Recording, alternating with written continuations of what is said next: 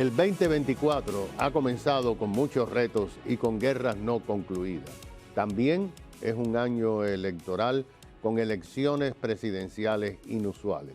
Hoy vamos a conocer qué retos enfrenta Estados Unidos como nación desde el punto de vista nacional e internacionalmente.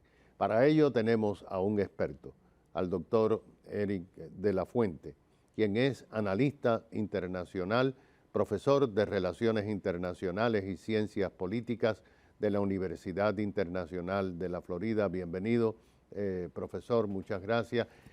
Fíjense que por décadas Estados Unidos ha venido librando sus guerras fuera de nuestros territorios, pero cuando llegó el 9/11 lo cambió todo. ¿Y qué peligro en este momento considera usted que tiene Estados Unidos a su seguridad nacional?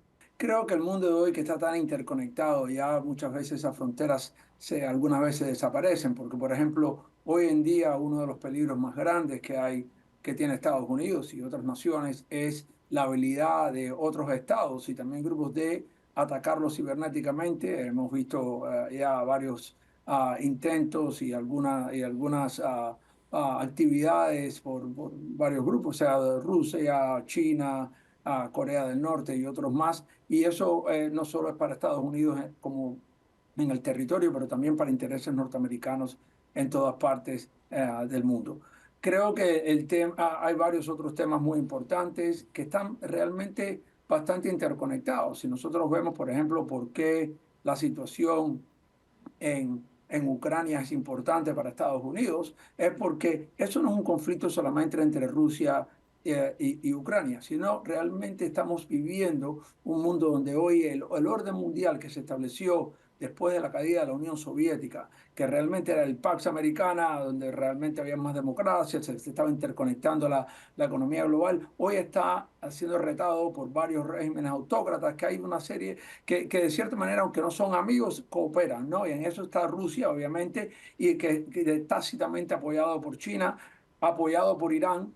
Y por eso digo esto, en el sentido de que con Irán, por ejemplo, hay una serie de conflictos en el Medio Oriente que, de nuevo, con grupos que son grupos terroristas, que peligran intereses norteamericanos fuera en el territorio, y lo que esté pasando en Ucrania está siendo visto muy cercanamente por China. Y, por ejemplo, ¿qué reto más grande tiene Estados Unidos hoy en día que China como globalmente? Y empezamos, por ejemplo, si hubiese alguna, por ejemplo, intervención en Taiwán por parte de China, donde se manufacturan 80% de los microchips que se usa para el Ministerio de Defensa de Estados Unidos, para gran parte de la economía de Estados Unidos. Y por ahí hay varios de los otros temas. Y te cierro con el crimen organizado, que es global y que, bueno, lo tenemos aquí adentro y es un tema que tenemos que ver, no solo porque puede penetrar por la frontera mucho del crimen organizado, pero de nuevo, porque tiene los tentáculos ya dentro del país y en todas partes del mundo. Lo que nos lleva, profesor, a la crisis de la frontera, que no es una guerra regular como conocemos las guerras, pero que está creando serios problemas en varios estados y en ciudades americanas.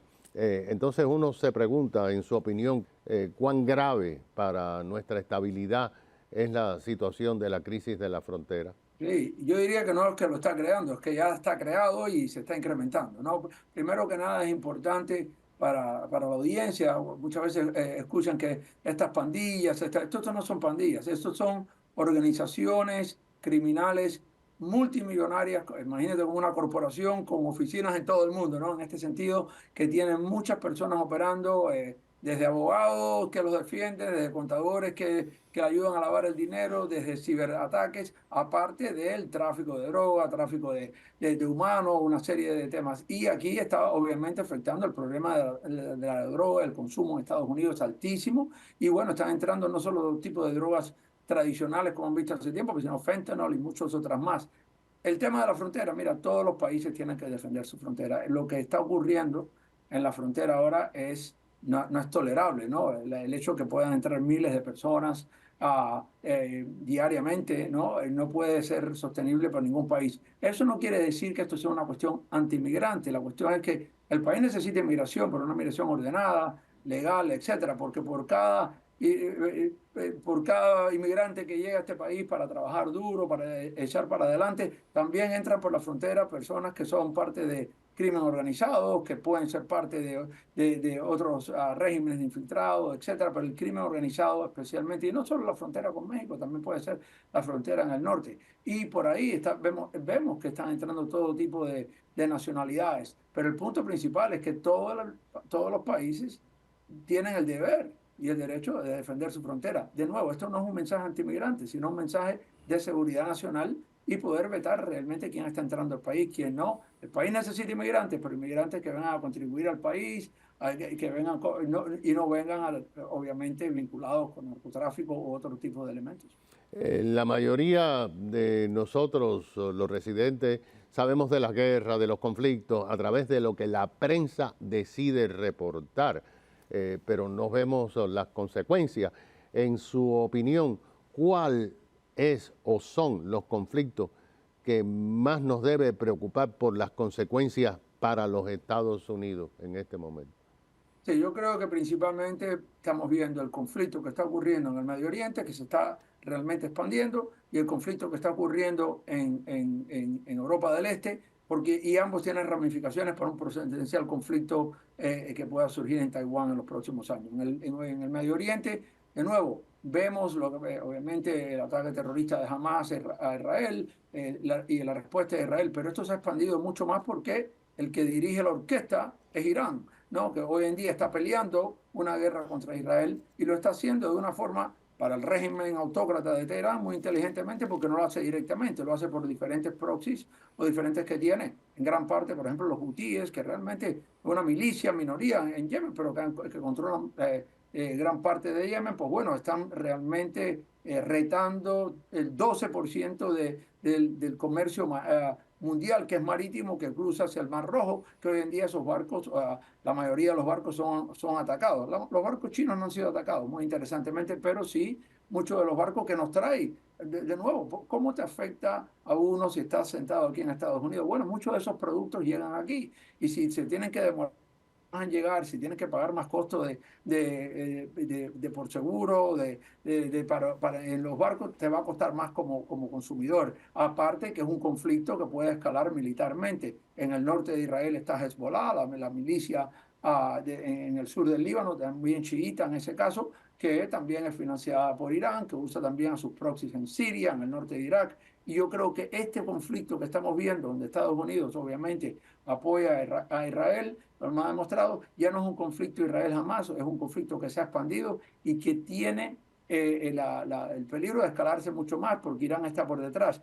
Y ese mismo Irán es el que le suministra los drones a Rusia para atacar a los ucranianos, ¿no? En gran parte también. Entonces, de nuevo, ¿qué está ocurriendo? Una victoria de Putin en Europa del Este cambiaría, pues, especialmente en Ucrania, cambiaría el nivel de riesgo para Estados Unidos porque un país en el Báltico que es miembro de la OTAN, Lituania, Letonia, Estonia, puede ser atacado de una manera u otra, hoy las guerras se liberan diferentemente, y un ataque en cualquier país de la OTAN es un ataque contra Estados Unidos. De nuevo, escala el nivel de riesgo, y a todo esto, China está mirando muy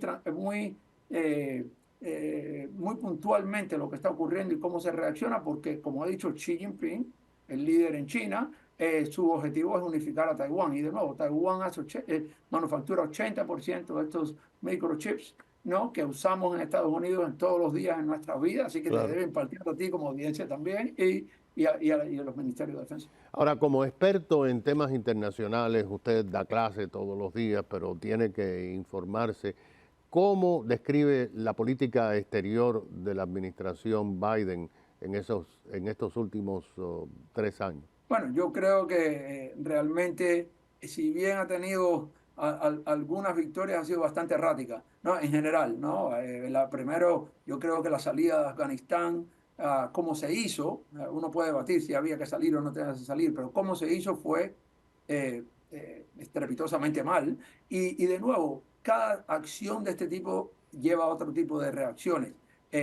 Fue interpretado, yo creo, por muchas de estas potencias como que Estados Unidos no iba a poder, no se iba a involucrar o no le iba a dedicar en otros retos que pudiera tener. Entonces eso marcó un precedente bastante mal. También la política hacia Irán fue bastante, yo creo que bastante ingenua, ¿no? En el sentido pensando que podían negociar con los iraníes de esta manera, y Irán ha demostrado lo que siempre ha sido, el autor de muchos de estos grupos de terroristas o grupos que son realmente anti-Estados Unidos, y continúa haciéndolo. Yo creo que, por ejemplo, no hubo una relación pragmática con los países del Golfo, que en su momento, especialmente Arabia Saudita, estaban buscando hacer la paz con Israel, y eso hubiera cambiado un poco el poder, los leves de poder en el Medio Oriente. Creo que ahí también hubo un fallo. Creo que en Ucrania, creo que la administración Biden tomó la decisión correcta de apoyar a Ucrania, entonces por ese lado ha sido bueno, pero a la misma vez creo que la ayuda norteamericana, si bien se ha dicho bien y sí se ha mandado y ha sido importante, la manera que se ha entregado ha sido algo muy lenta, ¿no? Se le prometía una cosa a los ucranianos, se debatía por varios meses, se le decía que no, finalmente que sí, cuando llegaban al campo un poco, algunas veces un Ah, poco tarde. Dicho eso, creo que ha sido una política en general correcta de apoyar. Y después en América Latina, para cerrar, yo creo que Estados Unidos, la política de América Latina ha sido bastante mala, por decir que estoy generalizando, pero por ejemplo, claro. creo que había Venezuela o a Cuba, creo que la política no ha sido la correcta. Doctor, muchísimas gracias. Es el profesor doctor Eric de la Fuente, analista internacional, profesor de Relaciones Internacionales de FIU. Muchas gracias, doctor. Y nosotros enseguida regresamos.